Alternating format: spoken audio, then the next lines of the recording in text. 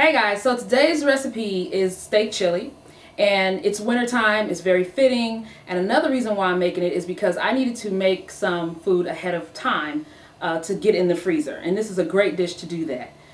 If you follow me on Facebook, you already know I'm getting ready to go into the hospital. Matter of fact, by the time you see this video, I will have gone in and come back out. So I needed to do some planning ahead, and I'm like, okay, if I make some different dishes, I can film them, build up the library so you guys can still have videos to watch while I'm recuperating. And the second reason why I'm doing it is because while my mother comes over here, I don't want to have to, put a lot of burden of cooking on her. Not that she doesn't know how, because my mother knows how to cook, she just can't stand it. So that's the reason why I'm trying to plan ahead. So this steak chili is a prime example of a great dish, cooked ahead, portioned out and frozen, and then you can just eat it when you want it. So let me show you how I did it. We're going to start this recipe off by chopping up some thick cut bacon.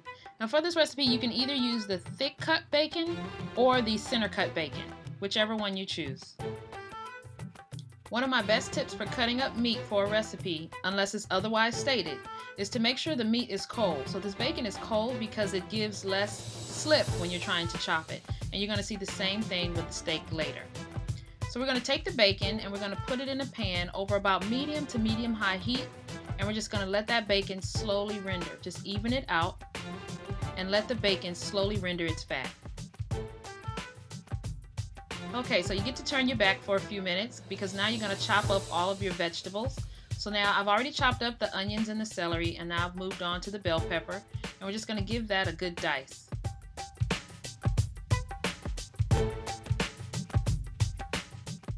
I have some top sirloin steaks that I'm just going to give a small trim because I have that little bit of fat on the side. And then we're going to move on to a slice and then a dice. And we want the cubes to be about a ½ inch in diameter.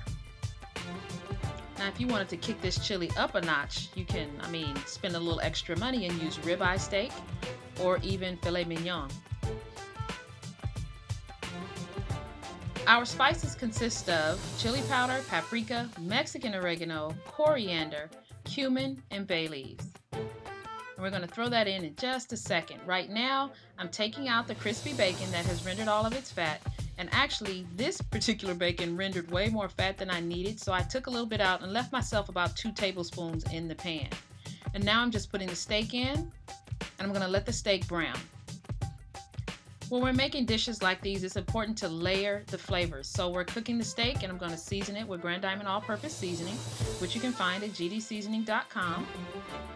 And you're going to see me take those steps at each layer of flavoring. So now that the steak is cooked, I'm going to remove it and set it on a plate to rest. And then I'm going to go ahead and brown our ground beef.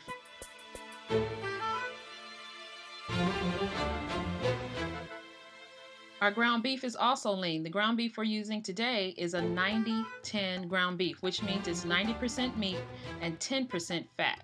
So I don't even have to add any more oil in the bottom of the pan. I'm just going to cook it in the residual oil that was left by the steak.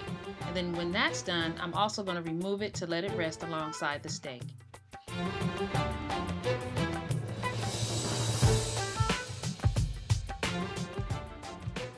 At this point, it's time to get our vegetables going, and I'm adding about a tablespoon of that rendered bacon fat back into the pan. And we're going to saute off our onions, bell pepper, and our celery just until they sweat or till they're nice and soft. And that takes about 3 or 4 minutes. And then we're going to add the garlic. And then I'm just going to give everything a little sprinkle of salt to draw out the moisture so that they sweat a little bit more. Next, all of the spices go in. And I'm doing that purposely because I want the spices to hit the direct heat, because I want to toast them up a little bit and wake those flavors up. After about 30 seconds, I went on and I added my tomato paste and did the same thing, direct heat. Then I poured in a can of diced tomatoes, and that kind of acts as a deglazer, so you get all those good bits off the bottom of the pan, and you really got a good base going.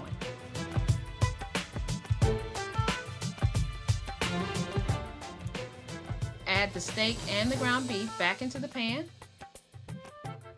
And then don't forget about that bacon. Yep, right into the pan. And give that a nice stir. After we give that a nice toss, we're going to add 1 quart of beef broth or beef stock.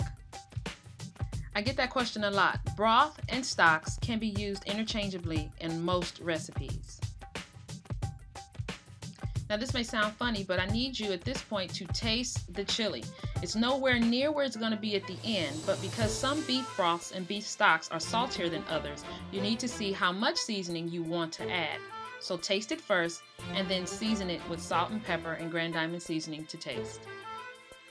This is where you can add your kidney beans or any type of bean that you would like in your chili at this point. I've written the recipe where you can have it with the beans or without. You can serve this chili any way you want. I'm just choosing to serve it in a baked potato today. Putting holes in the potato helps steam to escape. So if you wonder why I was doing that with a fork, that's why. So we're going to bake that, and by the time the potato is done, the chili will be too.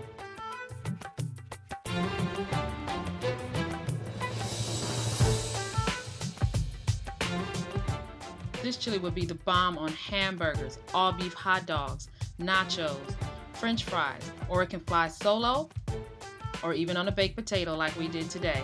For these recipes and more, go to gdseasoning.com. Be sure and check the links below, and I'll see you guys next time.